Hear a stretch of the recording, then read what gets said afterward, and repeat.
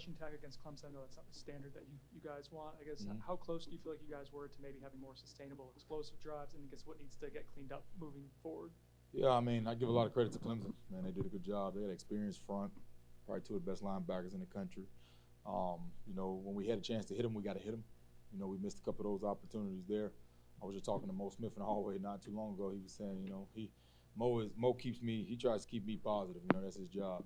And he told me, he said, well, Coach, last year, you know, we rushed a lot for him and we lost. And this year we rushed down and we won. I said, I didn't, you know, I'll talk to him later about that. But it was good that, you know, we got the win. But no, we got a lot of, when we do get it blocked up and it's clean, we got to hit them. And when it's not, you know, we got to make sure we're finding a good thing to, you know, what they can do. You know, we're playing with some new guys with Bless Harris, who only started one game last year. Casey Roddick, who's new, Keandre, JB, Darius, who primarily have been taking all the reps at center. So I want to use him at different positions, but when you're training a center, it's not like you can just rotate him in practice. He has to be locked into that position. So I think with guys getting back healthy, with Rob making us, you know, have a possibility to come back, Mo being healthy, so we're back to kind of that normal rotation we had at the beginning of the season, kind of getting close to that. I think that'll give us, you know, a little bit more of what we're looking for, but it got to improve greatly. And we also got to do a good job of finding what they do well, because sometimes I get comfortable with what I like, and I got to make sure I'm doing what they do, what they like, what they can do, and what they're capable of. So the self-scout in these last 4 games has been very heavy. Staying on the run game, last week, first 4 weeks, Virginia Tech kind of struggled against the run. Last week against Pittsburgh, they allowed 38 yards. What do they do differently, and how do you want to attack them? I think fundamentally what they did was they tackled well. You know, they didn't miss many tackles, and they were able to penetrate the front a little bit. I think Pitt is having some trouble up front with some injuries and things like that too, so that takes accountability of it also. But in the end, man, as you watch defense, you know, as they're going out through the season, they're getting better, which you should, is what we're looking for. You know, we have the results we want, but there's still a process of improvement. So I think, you know, they're tackling better. They keep it very simple. Now, they got some things that could give you some problems with some wrinkles, but for the most part, you don't see major missed assignments and things like that. So they're doing a good job of playing sound football. They're tackling well, and when they make tackles, you know, they can make it tough. On some of the, you guys had to take a lot of shots against Clemson the way they were playing. When those don't hit, I think a lot of times we look at the quarterback. Can the receivers be doing more to help Jordan on some of those? I know Keanu and Johnny made some great catches, but they also didn't come up. And we're going to do that. You know, we don't, you know, of course, we want to hit them all every time we throw one.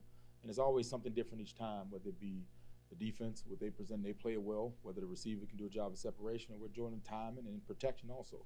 So I think, you know, our identity on offense, we're going to take shots and we're going to push the ball down the field just because we got the talent to do it, and we got a quarterback with a big arm. You know, and when they hit it, it's good. And when it's not, we got to also find that consistency on the next down and still make up for it. But we don't shy away from taking the deep balls or the shots based off percentage. I mean, we'll keep doing it. You saw in overtime, we still did it, where possibly that was 2nd and long, where we possibly could have been in a 3rd long situation, but we still took the shot. So we believe in those guys to make the play, so we're okay with, you know, whatever the result is of us taking those deep shots. Going back to the run game, Trey talked about last week how you guys were, you know, close to finding a groove in the rushing and stuff like that. Sounds you know, good. Yeah, you know, getting close. Do you feel like the group is getting close to having kind of a breakthrough moment and kind of establishing the identity? I guess, do you feel that something's coming on in that sort of sense? Well, yeah, I mean, you know, credit to some of the defenses we played, too. Clemson's a strong front. So, you know, I don't want to make sure that I'm discrediting them at all. And I mean, they stopped us, number one. But also with us, I think Trey is referring to, we had a couple of times to hit him, and we kind of missed those opportunities, whether for any reason, whether it be us, whether it be O-line, whether it be back, whether it be whatever it was. But I think that's why the closeness is coming, because when we slowed it down and watched it as a whole group, you see the development of it, you know. And now we got to do a better job of creating space and finishing the runs and making sure we're not tackled by the first guy. But the opportunities are there. We just got to take advantage of the opportunities. Coach Norvell talked about converting on 3rd downs. What do you have to, like, is there anything you have to do differently, or is it getting shorter downs, or just like just converting them, like, and going on executing? Yeah, we went and looked at all of them. You know, with the bye week, we had a little bit of time to evaluate it all, every play call, every detail, every all of it. And what we found is, you know, execution is number one. You know, we've had some times where maybe we had a missed assignment or a drop or, you know, a protection error, whether it be O-line or back. But all the things we talked about, it came down to execution. So we think we're on the right track of what we're doing, and we just got to execute at a high level. And that's a part of getting better throughout the season. We want to make sure that we're getting better as we go. Now, we're thankful for the results and the wins, but there's still so much more improvement, and you want to be playing your best ball toward the end of the season. And I think we got a chance. Our players, coming back and watching this practice. Yesterday we practiced last night. I felt that coming back because you're always worried. You win a big game, get a bye week, get some time off, and you come in on a Sunday night, and man, they attacked it. And we try to make it forcibly uncomfortable. We work things that we might not have worked in a while just to make that mental sharpness and test it to make sure they're mentally sharp, and they did a good job. So I think they're optimistic and they want to get better. So I think we'll be fine.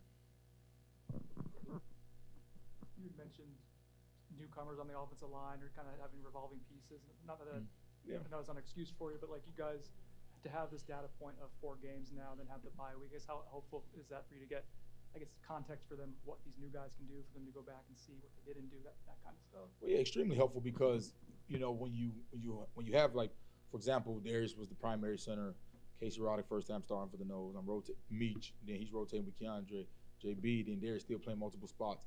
It's not they're doing what we're asking them to do. It's more of me of understanding what are they doing well and make sure I'm highlighting that and not using what I've probably done in the past that's had a lot of success and what are they doing well and make sure I'm highlighting what they're doing well. I think that's more of the balance of it. Is I'm gonna coach them hard.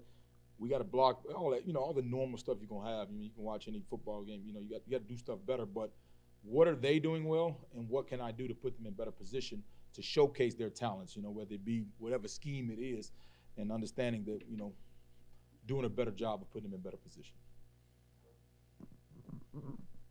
Coach Norvell mentioned the possibility of getting Kentron and Ja'Kai back soon. I guess what could that do for the offense? Man, just depth and totality. Those are good players.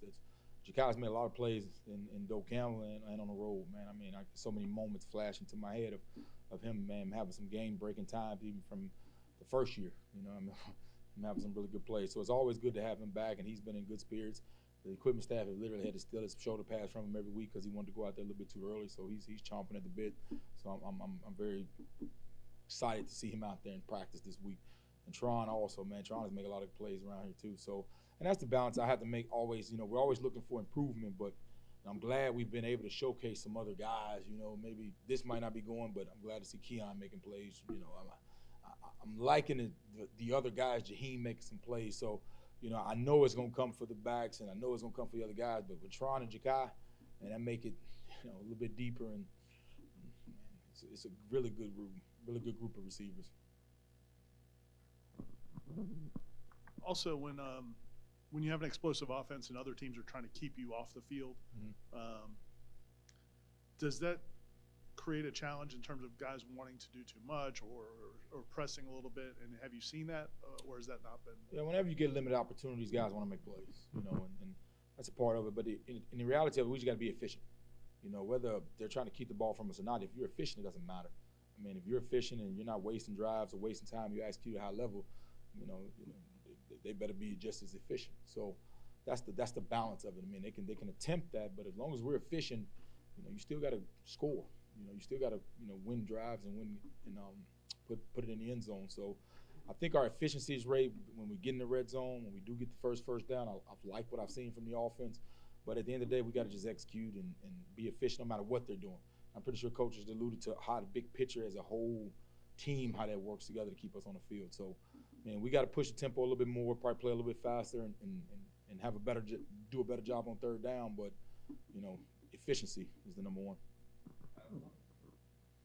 I know Jeremiah played a lot of football before he got here, but maybe level of competition, the level of stress, whether it's playing in these sort of environments. How confident are you that he's learned the lessons he's needed to these first 4 games, and we'll maybe see a different kind of performance out of him moving forward? Yeah, I haven't had much of an issue with JB. I think that gets blown out of proportion a little bit. He's still young. He's still learning the system and things like that. But I didn't walk away from the game disappointed with Jeremiah Byers. He's been fine. He had some mistakes there in the game where he ducked his head in protection once, and I think that was the one. And then one we probably held on a little bit too long. We were trying to convert a long third yardage, which happens. We gave him some assistance, but he still ducked his head on it. But I've been pleased with Jeremiah's progress and how he's been doing moving forward. I think what happened was he came in and played at a better level, so his expectation level is higher, you know, but I look at it from the totality of, you know, I get to see him every day, but I've been pleased with what Byers is doing as far as progressing as we go. But no, that was a good player he went against. You know, that's going to be a part of it. But I also watched him go in that environment and not have any false starts and still, you know, I know what I know what he's capable of and what he's going to do, but I have no disappointments. I got to coach him better in some of those situational deals, but he's been doing fine. On that note, how proud were you of that group, the way they handled, you know, the crowd, that defensive front? And I know the rushing numbers aren't what they need to be and all, but just not having just, you know, some offensive lines crumble in those situations. Man, that's a really good front, and they're old, they're experienced, they're fast, they're long, they're strong. I mean, it was a good front. So what I was proud of was just the resiliency to keep playing, you know, because I thought Bless Harris did a really good job in protection. I thought Mo coming back that week, because he still was kind of banged up from the week before, and coming in and having a solid performance.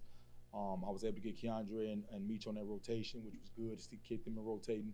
So just to maintain poise in the environment, because there were some moments in there where we could have started doubting or disappointment and despair. Like I used the deal when I took JB out at the end and I put Darius in, that was more for the athletic matchup of that person. I knew Darius could do that better, but also Darius had to primarily work at center that week because Mo was still kind of iffy.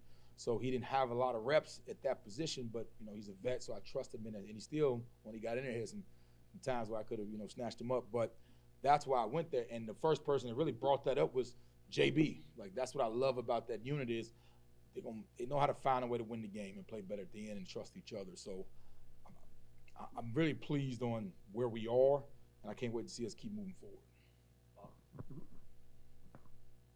Coach, I know you used a lot of two tight end sets in prior years, but it feels like you mentioned showcasing other players in the roster. It feels like you're showcasing Jaheim, Kyle, even Marquiston a little bit more. I mean, what have they kind of shown you, and then what's the next step for those guys too? Just versatility. You know, we didn't shorten the playbook with those guys, and some of them just, you know, got here. They've been here, you know, one spring, one summer. So being able to use them in different positions where guys can get a tip and still block and still pass game. I mean, we put a lot on that tight end play. We put a lot on that position, whether it be in the box or outside the box. They're asked to do what a tackle can do and what a receiver can do.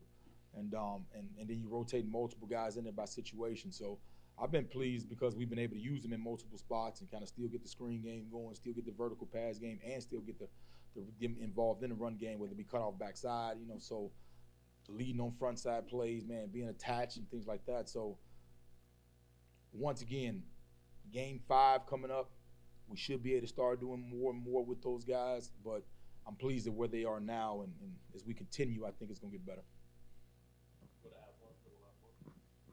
What does Robert Scott mean to you guys up front? I don't think he's ever really going to be close to probably 100% for you guys, it seems like, but just, I mean, I guess him just being out there, how important is it for you guys? How different does it make things for you? Rob's a vet, you know, and you got to remember Rob, Rob started pretty much, you know, since he's been around here. Him, when you talk about continuity, him being next to a guy that just got here is very valuable too, because then that will put him next to Casey, who you know, just he's going through his 5th game as an old. So those little bitty intricacies that you might not cover, Rob has done it, seen it, been through it, so you can tell, like, and mid-drive adjustments and things like that. I mean, he's like having another coach on the field. That's kind of the cliche deal, but it is. I mean, you watch Rob in practice. I mean, he even when he's not involved, he's involved. And motivating those guys. Even on Friday practice, I was proud of him because I really got on the guys on Friday just about some things that I wasn't pleased with within the walkthrough, and Rob was emphasizing those things that I talked about. So just another voice in the locker room that understands what it takes to win at Florida State. And sometimes that's not understood just based on, they think, oh, I'm going to practice hard, man. It's so much deeper than that. And Rob has an understanding of that. Thank you.